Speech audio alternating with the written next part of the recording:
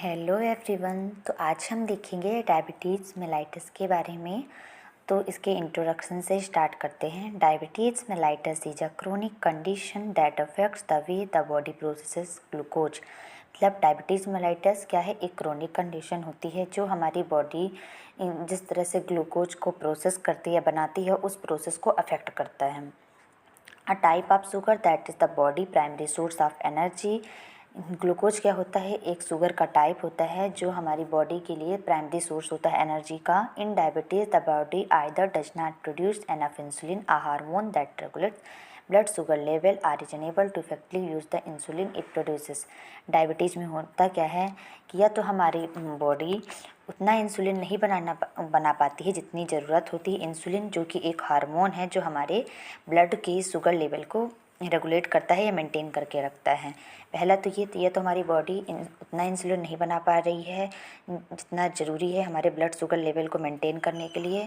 दूसरी कंडीशन ये हो सकती है कि जो हमारी बॉडी इंसुलिन बना रही है उसका इफ़ेक्टिवली यूज नहीं हो पा रहा है। तो डायबिटीज़ मेलाइटस क्या है, एक कंडीशन है, क्रोनिक कंडीशन जो हमारी बॉडी को अफेक्ट करती है, जिससे जो ग्लूकोज बनाने की प्रोसेस है वो अफेक्ट होती है। ग्लूकोज क्या है, तो एक प्राइमरी सोर्स होता है एनर्जी का हमारी बॉडी में, जो कि एक शुगर का टाइप होता है।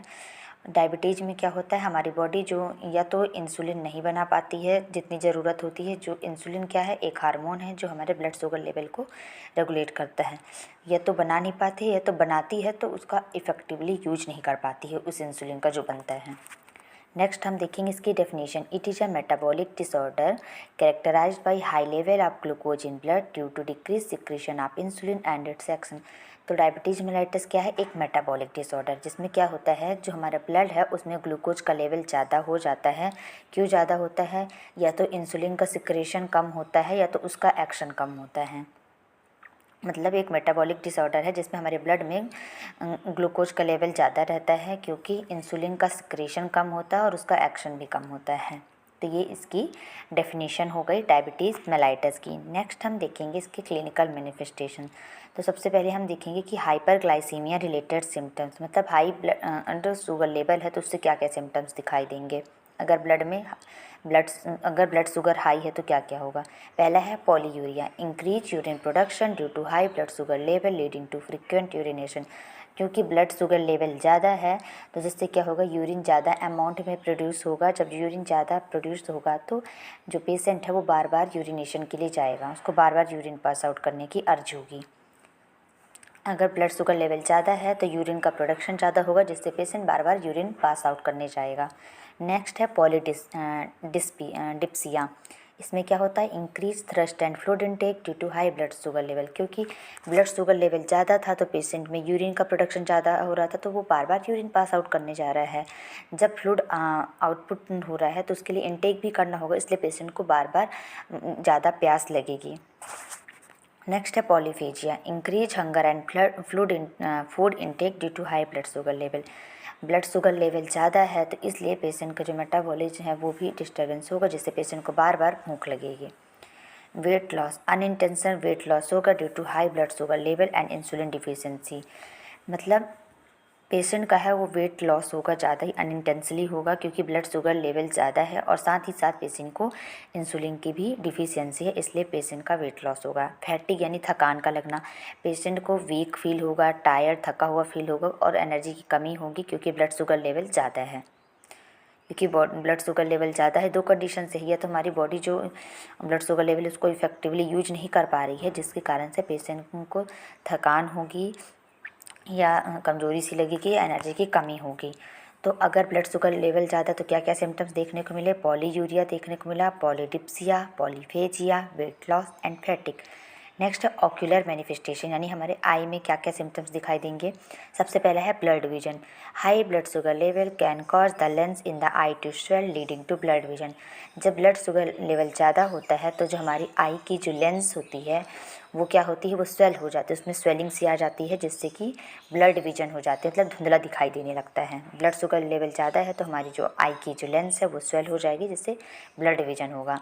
नेक्स्ट है डायबिटिक रेटिनोपैथी, डायबिटिक रेटिनोपैथी में क्या होता है, damage to the blood vessel in the retina leading to vision loss and blindness. अगर ब्लड शुगर लेवल ज़्यादा है तो जो ब्लड वेसल्स रेटिना में जा रही है वो डैमेज हो जाएगी। जब ब्लड वेसल्स रेटिना की डैमेज हो जाएगी तो पेशेंट को क्या होगा, विजन लॉस हो सकता है, पेशेंट को कम दिखाई देगा, या तो हो सकता है कि ब्लाइंडनेस भी हो सकता है पेशेंट को। मतलब रेटिना में जो ब्लड वेसल जा रही है वो डैमेज हो जाएगी, जिससे पेशेंट को कम दिखाई देगा या तो ब्लाइंडनेस हो जाएगा। नेक्स्ट है cataract, clouding of the lens in the eye leading to vision loss. अब पेशेंट को विजन लॉस हो रहा है हाई ब्लड शुगर लेवल के कारण, तो जो लेंस है उसमें क्लाउडिंग हो जाएंगी, तब लेंस धुंधला दिखाई देने लगेगा, जिससे पेशेंट को विजन लॉस हो जाएगा। मतलब अगर ब्लड शुगर लेवल ज़्यादा था तो जो लेंस है उसमें क्लाउडिंग हो गई, क्लाउडिंग ऑफ लेंस हो गया, तब लेंस में धुंधलापन हो गया, जिससे पेशेंट को विजन लॉस हो सकता है। नेक्स्ट है glaucoma, increase pressure in the eye leading to vision loss. अगर हाई ब्लड शुगर लेवल है तो प्रेशर आई में जो प्रेशर है वो ज़्यादा होगा, जिससे पेशेंट को विजन लॉस हो सकता है। ये हो गया ऑकुलर मैनिफेस्टेशन, जिसमें हमने देखा ब्लड विजन हो रही, diabetic retinopathy, cataract and glaucoma देखा। अब न्यूरोलॉजिकल मैनिफेस्टेशंस क्या क्या होंगे, तो सबसे पहला है cognitive impairment. High blood glucose level can cause cognitive impairment including memory loss and difficulty in concentrating. अगर ब्लड शुगर लेवल ज़्यादा होगा तो क्या होगा, कॉग्निटिव इम्पेयरमेंट, जैसे कि मेमोरी लॉस होगा, पेशेंट को ज़्यादा चीज़ें याद नहीं रहेंगी और उसे किसी भी पर्टिकुलर चीज़ में कंसंट्रेट करने में कठिनाई या डिफ़िकल्टीज आएगी।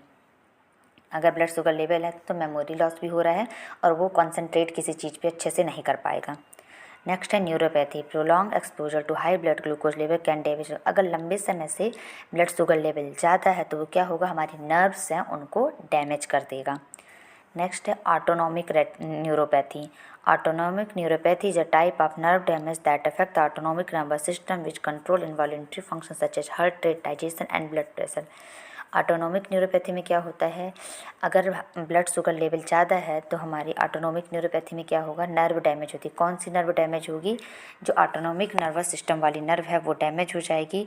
ऑटोनॉमिक नर्वस सिस्टम क्या करता है, हमारे इनवॉल्यूंटरी फंक्शन जैसे कि heart rate, digestion, blood pressure, इनको कंट्रोल करता है।